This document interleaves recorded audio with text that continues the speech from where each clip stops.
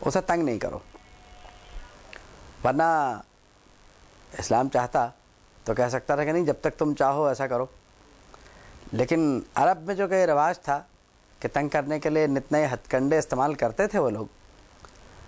اسلام نے ان سب پہ پابندی لگائی اور ضابطہ یہ فرمایا فَإِمْسَاكُمْ بِمَعْرُوفٍ۔ اب اس کے بعد یا تو قانون کے مطابق روکنا ہے، یعنی 2 طلاقوں کے بعد، اور یا پھر ان کو جانے دینا ہے۔ یعنی اگر گھر نہیں بسانا ہے تو پھر روکنے کا کوئی فائدہ نہیں ہے، مت روکو ان کو۔ اور ظاہر ہے کہ طلاق بائن میں تجدید نکاح تو ہوتی ہی ہوتی ہے، نکاح تو ہوتا ہی ہے اس میں، اور رجعی میں نکاح کی ضرورت نہیں پڑتی۔ تو اب 2 سے بائن تو ہو ہی گئی ہے، تو اب نکاح بھی اس لیے ہے کہ فرمایا کہ قانون کے مطابق روک لو، تو اب وہ قانون کے مطابق 2 مسلمانوں کے سامنے ایک بار پھر سے یہ وعدہ ہے کہ ہم اچھی زندگی گزاریں گے،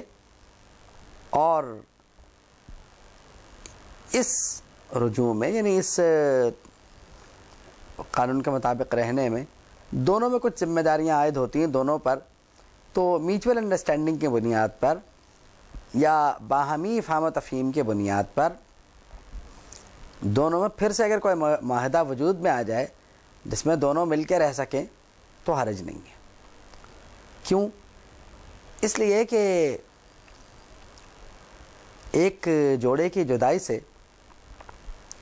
بچوں کی تباہی الگ، یعنی اسلامی خاندانی نظام پر بہت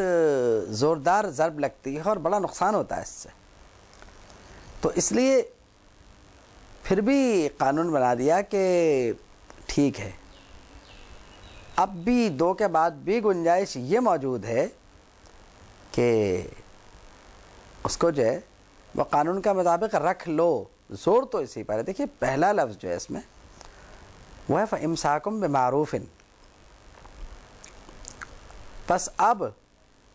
یا تو قانون کے مطابق رکھنا ہے، او تسریحٌ بِإِحْسَان،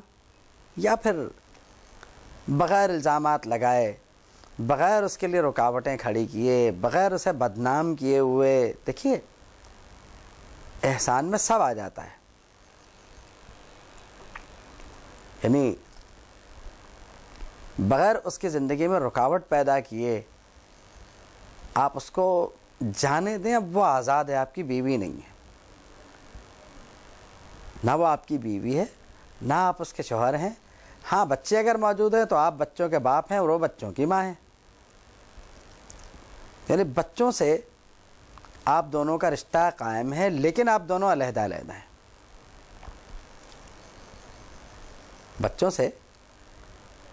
ماں اور باپ کا اپنی اپنی جگہ رشتہ قائم ہے۔ دیکھیے جی کتنی عجیب بات ہے کہ بچے اگر دونوں ایک ساتھ بیٹھ جاتے ہیں، اول تو خیر اس کے بعد بیوی کا اس سے پردہ ہو جاتا ہے، لیکن کسی بھی صورت اگر ایسا ہوتا ہے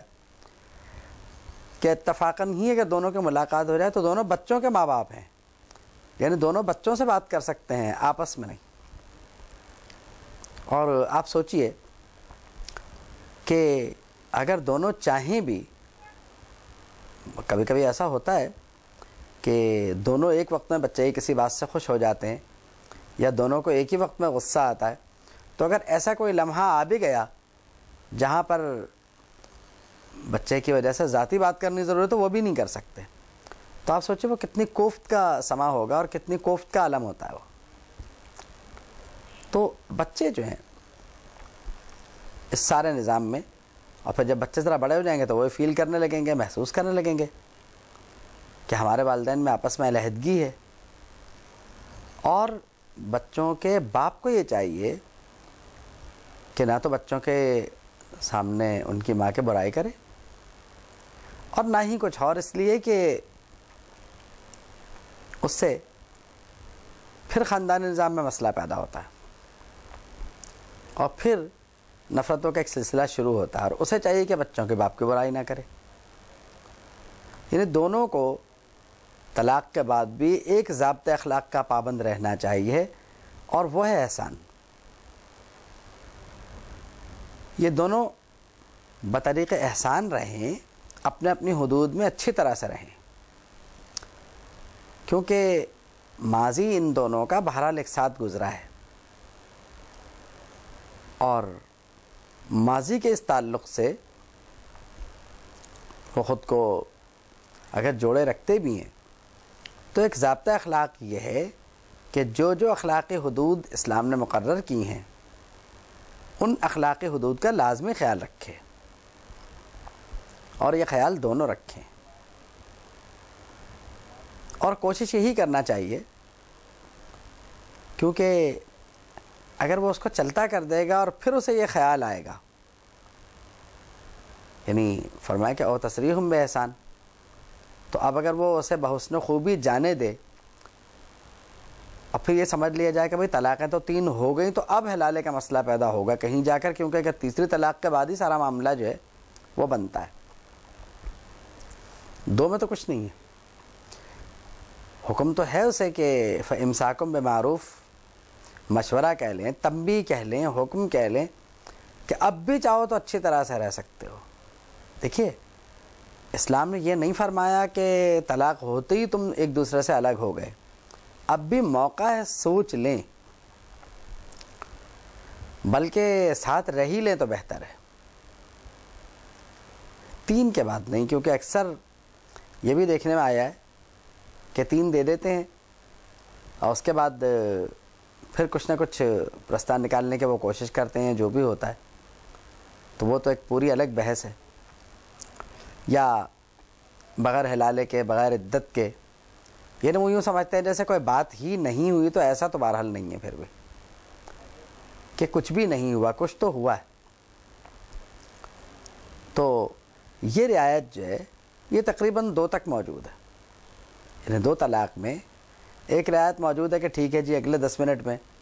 آپ رجوع کر لیں، نکاح کر لیں، جو بھی مسئلہ ہے، یا ایک اگر آپ نے دے دی ہے تو پہلے طلاق کے بعد جیسے غصہ ٹھنڈا ہوا،